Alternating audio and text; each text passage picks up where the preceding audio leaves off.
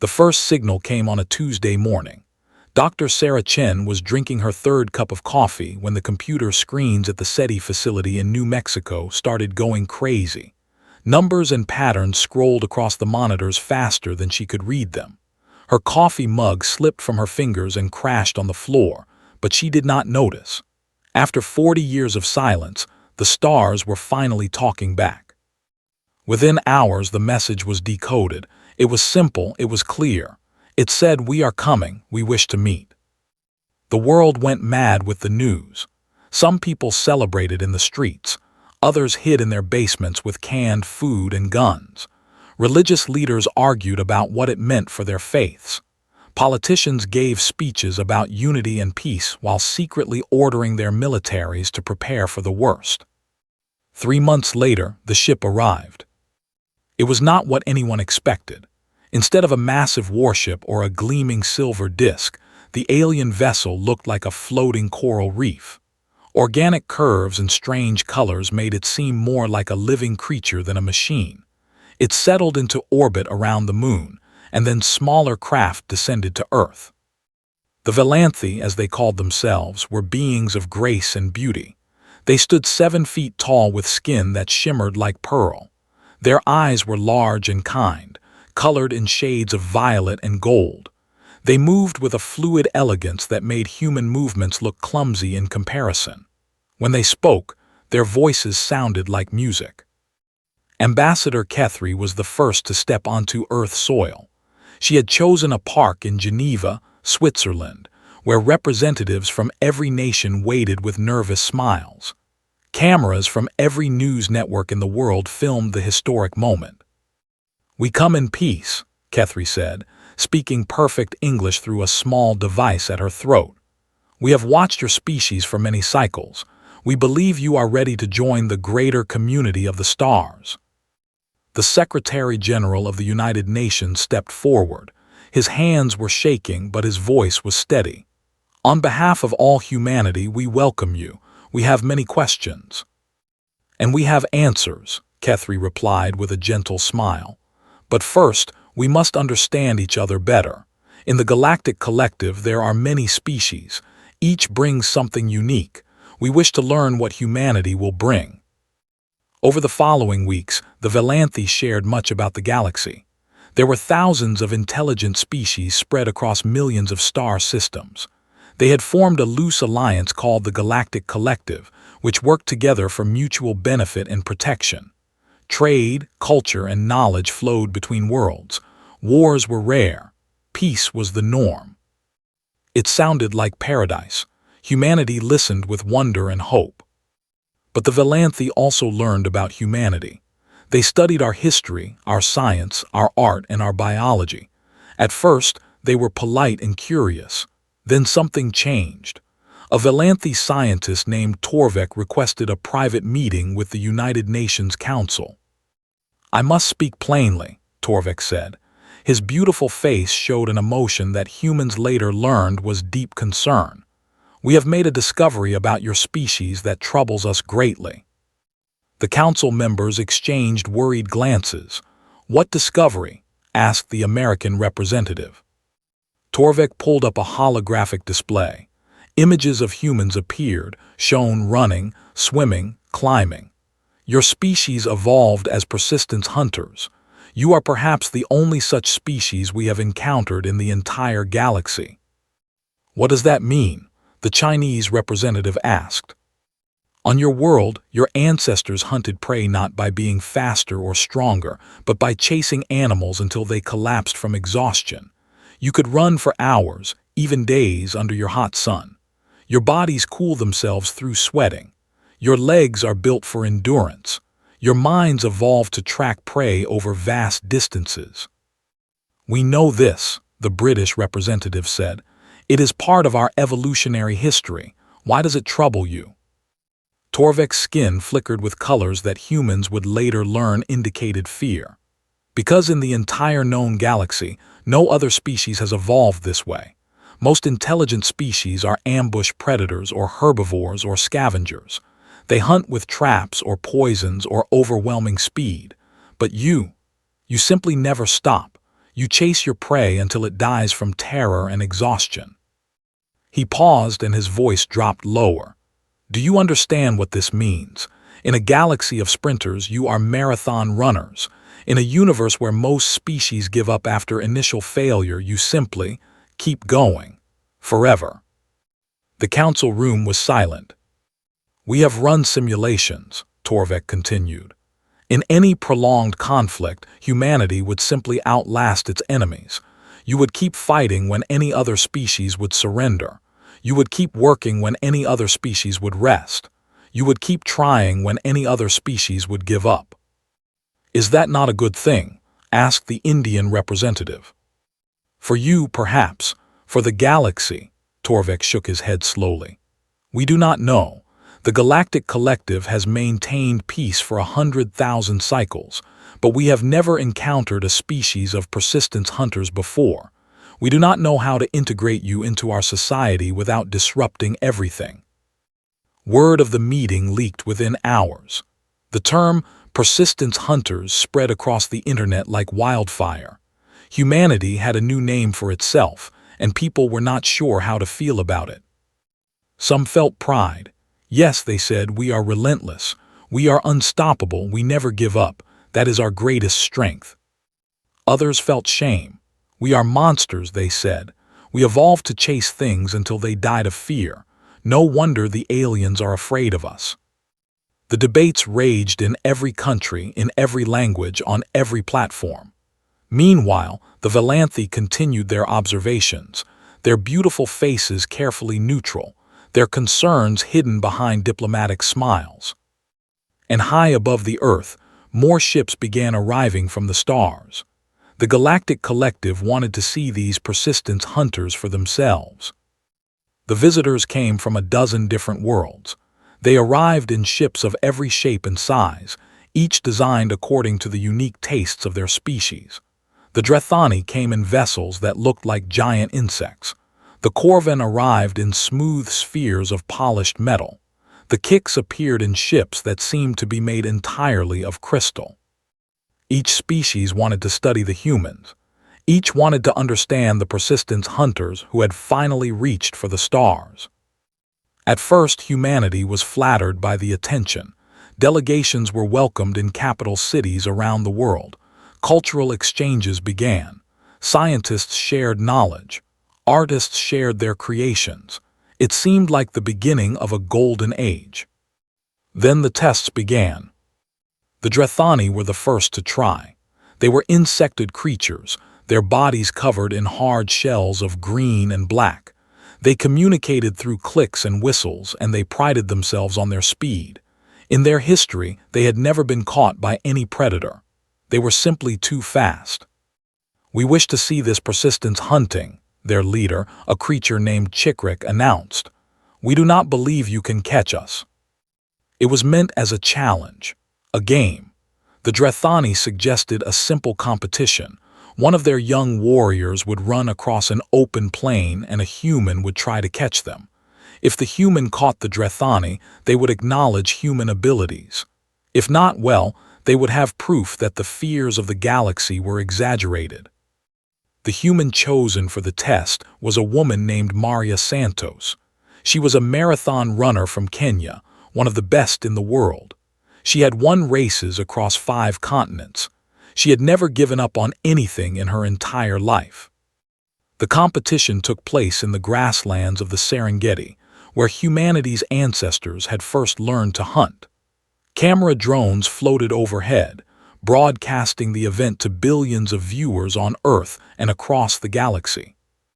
The Drethani warrior, a young male named Skrix, clicked his mandibles with confidence. His 6 legs could carry him at speeds of 50 miles per hour. No predator in the galaxy had ever caught a Drethani in open ground. Maria stretched her legs and smiled. Whenever you are ready, she said. Skrix shot off across the plain like a bullet. Within seconds, he was just a speck in the distance. The alien observers nodded to each other. This would be quick. The human would realize she had no chance and give up. Maria began to jog. The first hour passed. Scrix had run nearly 30 miles, then stopped to rest in the shade of a tree. His legs were tired. His body was overheating, but he had put so much distance between himself and the human that he felt safe. He would rest for a few minutes, then move on. When he looked back, he saw a small figure moving across the plain, still coming, still following. Scrix clicked nervously and started running again. The second hour passed, the third, the fourth. Every time Scrix stopped to rest, he would look back and see the human still approaching. She never ran fast, but she never stopped. Her pace was steady, relentless, eternal. The sun beat down on both of them, but while Scrix struggled to cool his body, Maria's skin glistened with sweat that evaporated and kept her going. By the fifth hour, Scrix was stumbling. His legs felt like they were on fire. His shell was cracking from the heat. He had never run this long in his entire life. No Drethani had ever needed to. He collapsed in the tall grass, his breathing ragged, his body broken by exhaustion. 10 minutes later, Maria jogged up beside him. She was tired, yes, but she was still standing, still moving. She knelt beside the fallen alien and offered him water from her bottle. "Good race," she said simply. Scrix looked up at her with something that might have been fear. "You never stopped," he whispered. "Why did you never stop?" Maria shrugged. "That is what we do. We keep going until we catch what we are chasing, or until we die, whichever comes first." The footage of the race spread across the galaxy within hours. The Drethani were humbled. They had prided themselves on being uncatchable, but a human had run one of their warriors into the ground without even trying hard. Other species wanted to test themselves against the persistent hunters. The Corvan challenged humans to a swimming competition.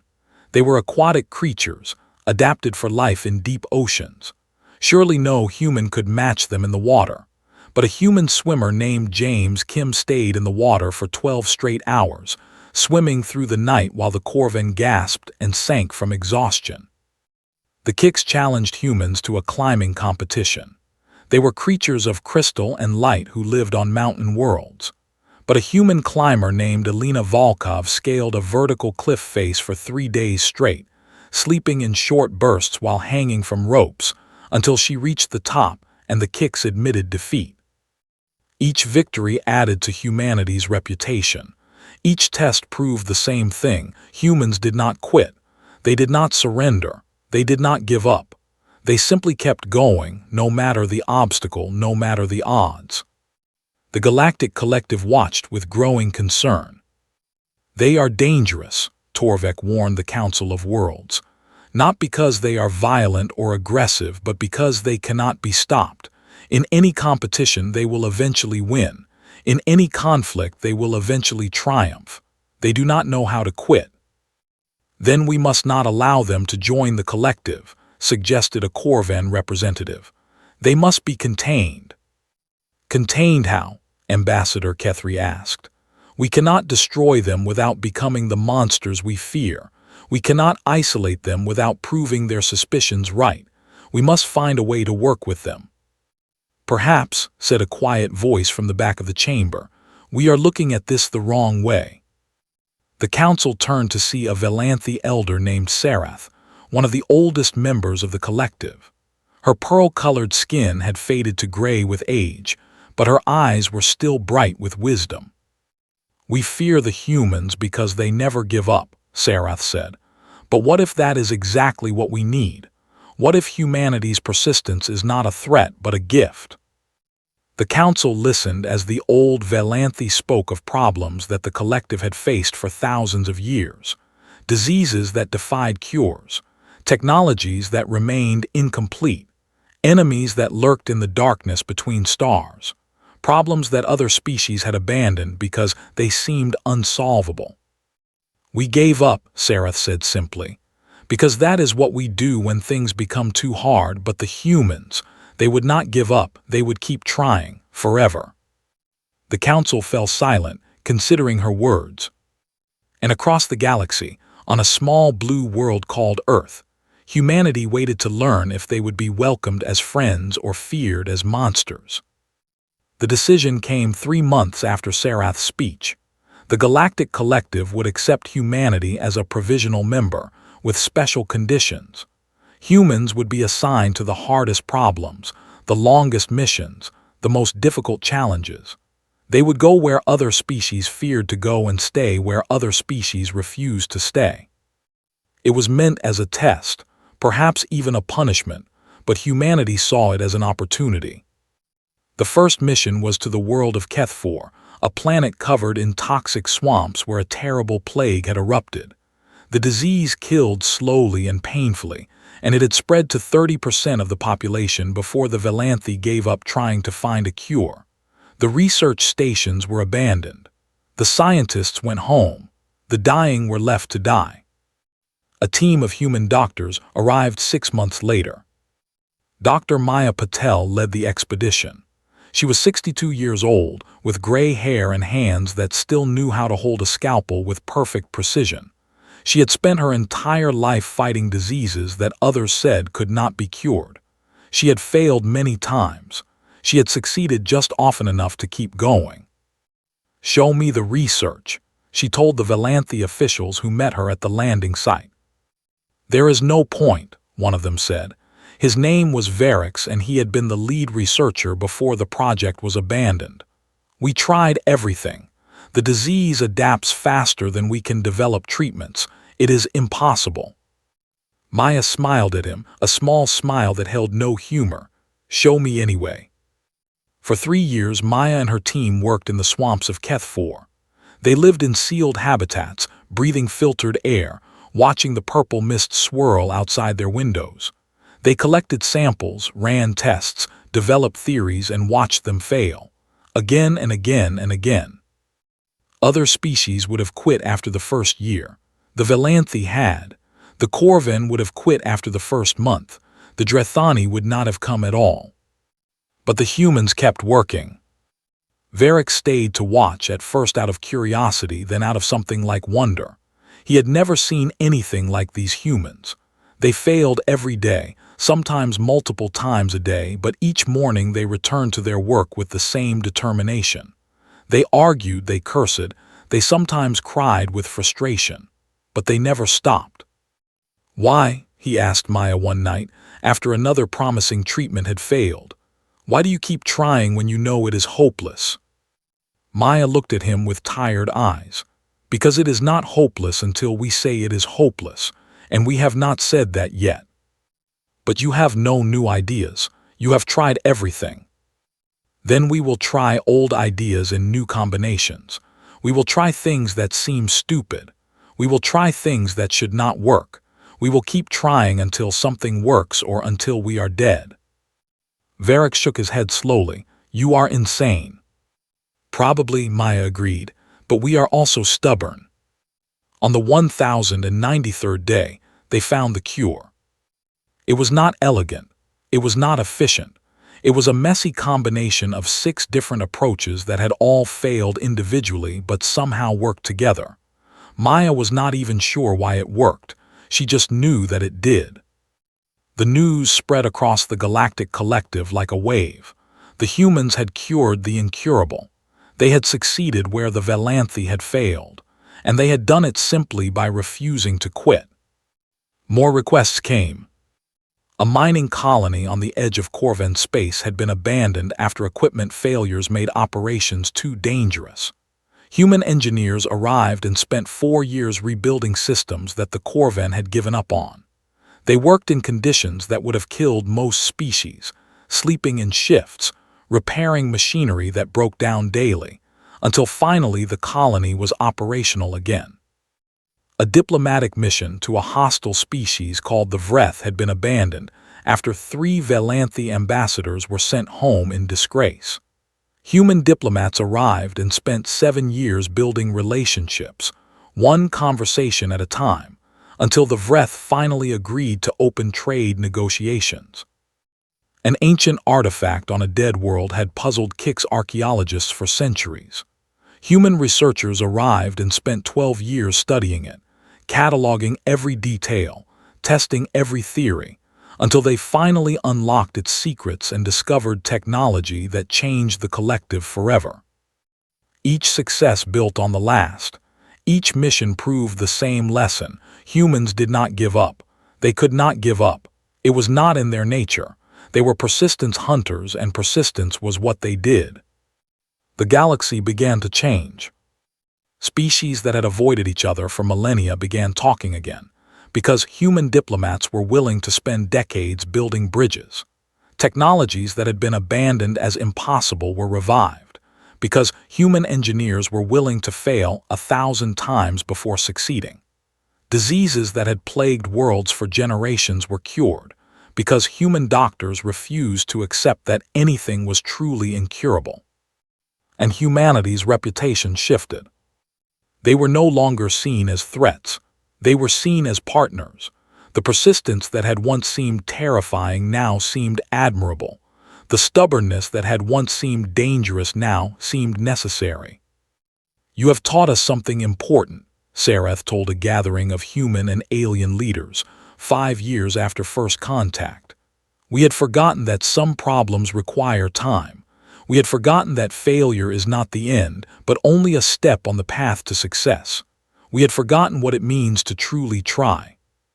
She looked at the humans with eyes that had seen 10,000 years of galactic history. "You have reminded us, and for that, we are grateful." But even as the galaxy celebrated humanity's contributions, a shadow was growing in the darkness between stars. Something ancient, something hungry, something that had been sleeping for a very long time. And it was about to wake up. The first warning came from a distant observation post on the edge of known space. A Kix astronomer named Thalix had been monitoring an unremarkable region of the galaxy for decades, watching for anything unusual. One night, she noticed that the stars in her sector were going dark. Not dimming, not flickering, just disappearing, one by one, as if something vast was moving across space, blocking their light. She sent a report to the Collective Council. It was received, filed, and forgotten. The Kix were known for their overactive imaginations. Stars did not just disappear.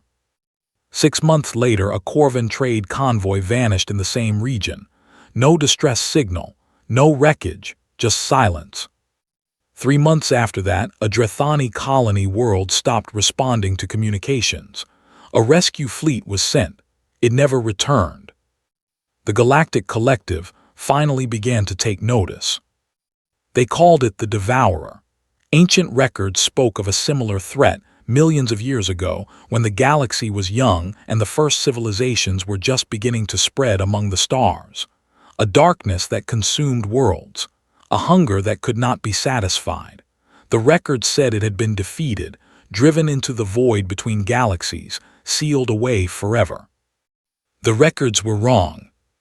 The Devourer was vast beyond comprehension.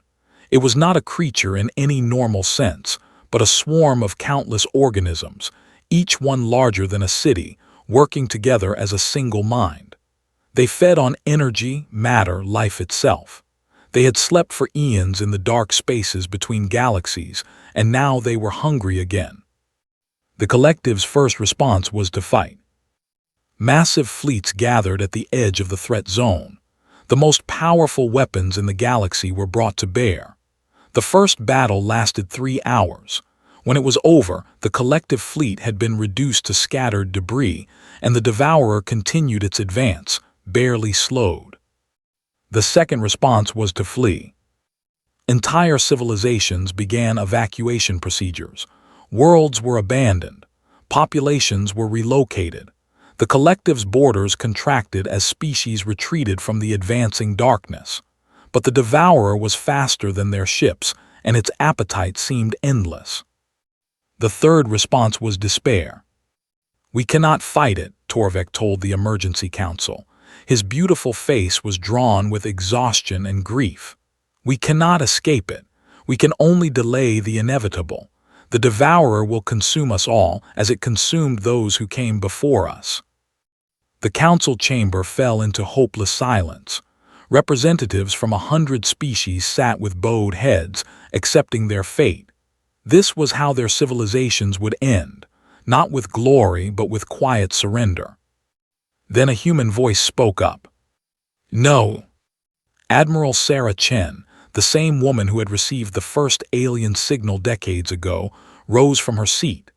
She was old now, her hair white, her body bent by years of service, but her eyes burned with a fire that made every alien in the room flinch. "We do not give up," she said. "That is not who we are, that is not what we do." Admiral Torvik said gently, "You do not understand, we have tried everything, we have." "You have tried fighting and you have tried running," Chen interrupted, "but have you tried persistence?" The aliens exchanged confused looks. Persistence against a force that devours worlds, that is not a strategy, that is suicide. "No," Chen said, "it is humanity." She pulled up a holographic display showing the Devourer's advance. "This thing is vast, but it is not infinite. It needs energy to move. It needs matter to grow. It needs time to consume. If we can slow it down, if we can make it work for every bite, if we can turn every system into a battle that costs more than it gains." "Then what?" the Corvin representative asked. "Then we outlast it. We do not need to destroy it. We just need to survive longer than it can feed. We need to be the prey that refuses to fall, the prey that keeps running, the prey that makes the hunter question whether the chase is worth it." The council erupted in debate. Many called the plan impossible, others called it insane. But a few, those who had worked with humans, those who had seen what persistence could achieve, began to nod. "It could work," Sarath said quietly. "Not because it is a good plan, but because it is the only plan we have not tried, and because the humans are the only species in the galaxy who could even attempt it." The vote was close, but in the end the collective agreed. They would try the human way. They would persist. And so began the longest war in galactic history. Human commanders led fleets in endless hit-and-run attacks, never staying long enough to be consumed, never retreating far enough to let the devourer rest. Human engineers built fortifications on worlds that would never be saved, forcing the enemy to spend precious energy tearing them down. Human scientists worked day and night to find weaknesses, refusing to accept that anything was truly invulnerable. Years passed, then decades, then centuries. The devourer had never faced prey like this. Every other species it had encountered across millions of years had eventually given up. They had surrendered or fled or simply lay down and accepted their fate. But the humans kept fighting. They kept building. They kept trying. And slowly, almost imperceptibly, the devourer began to starve. The war lasted 347 years. 347 years of fighting. 347 years of dying. 347 years of refusing to give up when every other species in the galaxy would have surrendered long ago. Generations were born and died knowing nothing but the struggle against the devourer. Children grew up learning strategy and tactics alongside their alphabet. Young men and women volunteered for missions they knew they would not survive. Families said goodbye to loved ones who marched toward the darkness, never to return. And through it all, humanity persisted. The turning point came in the 323rd year of the war. Human scientists, working from a research station in the ruins of a consumed world, finally cracked the code that had eluded the galaxy for millions of years. They discovered that the devourer was not truly immortal. It could be killed, but only when it was weak enough, hungry enough, tired enough. They had spent over 3 centuries making it exactly that.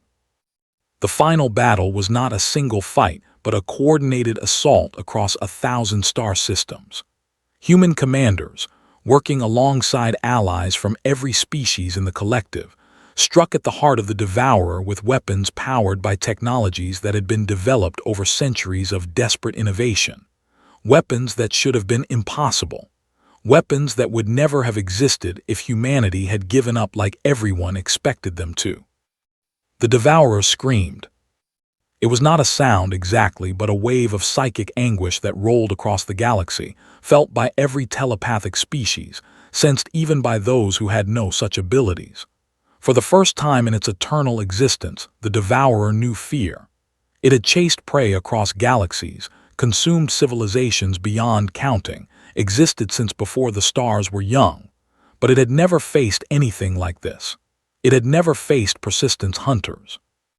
The swarm tried to flee, scattering in every direction, but the Allied fleets were waiting. 3 centuries of warfare had taught them every pattern, every weakness, every tendency of their enemy. There was nowhere to run, nowhere to hide. The hunters had become the hunted. It took 24 more years to finish the job. 24 years of hunting down every fragment of the Devourer. 24 years of making sure that not a single organism survived to regenerate. 24 years of persistence, because that was what humans did. When the last piece of the Devourer died, floating in the cold darkness between stars, a celebration erupted across the galaxy. A threat that had haunted civilizations for millions of years was finally, permanently, gone. And everyone knew who to thank. The monument was built at the site of the first battle, where the collective's fleet had been destroyed so many centuries ago. It was a simple structure, just a pillar of white stone floating in the void, but the words carved into it told the story of what had happened. Here the Galactic Collective learned that some prey cannot be caught, some hunters cannot be stopped, some spirits cannot be broken. Here, we learned what it means to persist. Below those words was a list of names, every human who had died in the war, every human who had given their life to save a galaxy that had once feared them. The list went on for miles, carved into stone that would last forever. Admiral Lin Zhao, the great-great-granddaughter of Sarah Chen, stood before the monument as it was unveiled. She was old now, like her ancestor had been when the war began. She had spent her entire life fighting, and she had never expected to see the end. "We did not do this alone," she said to the gathered representatives of 100 species. "We could not have done this alone. The Valanthi gave us their science. The Corvan gave us their ships. The Drethani gave us their speed. The Kix gave us their wisdom. Every species in the collective contributed to this victory." She paused, looking at the names carved into the stone. "But what we gave," she continued, "was the one thing no other species could give. We gave our stubbornness, our refusal to quit, our absolute, unshakable belief that if we just kept trying, kept fighting, kept running, eventually we would win. That is what it means to be human. We are the species that does not give up. We are the persistence hunters, and now the galaxy knows what that means." The cheering lasted for hours. In the centuries that followed, humanity's place in the galaxy was forever changed. They were no longer the newcomers, the strange creatures from a small blue world. They were the ones who had saved civilization itself. They were the ones who had run the Devourer into the ground. But more than that, they had changed the galaxy in ways that went beyond the war. Other species began to learn from them. The Valanthi started persistence programs, training their young to keep trying when they wanted to quit. The Corvan developed new philosophies of endurance, teaching that failure was just another step on the road to success. The Drethani began running marathons, pushing their bodies beyond their natural limits, discovering reserves of strength they never knew they had. Humanity had not just saved the galaxy, they had taught it a new way to live. Sarath, now ancient beyond measure, spoke at the 1000th anniversary of humanity's first contact with the Valanthi. Her voice was weak, but her words carried across the galaxy. "When we first met the humans, we were afraid. We saw them as a threat. Persistence hunters, we called them, and we meant it as a warning. We thought their stubbornness would destroy us. We were wrong. Their stubbornness did not destroy us. It saved us. It taught us. It made us better. They showed us that the universe does not reward those who give up. It rewards those who keep trying, keep fighting, keep running, no matter how long the road, no matter how dark the night. We called them persistence hunters because they never stopped chasing their prey, but we were wrong about what they were hunting. They were not hunting us. They were not hunting the devourer. They were hunting something greater. They were hunting the future, a better future, a future worth running toward. And now, thanks to them, we are all running together. The old Valanthe smiled, her eyes reflecting 1,000 years of change. The persistence hunters found aliens, and the galaxy was never the same. Thank the stars for that.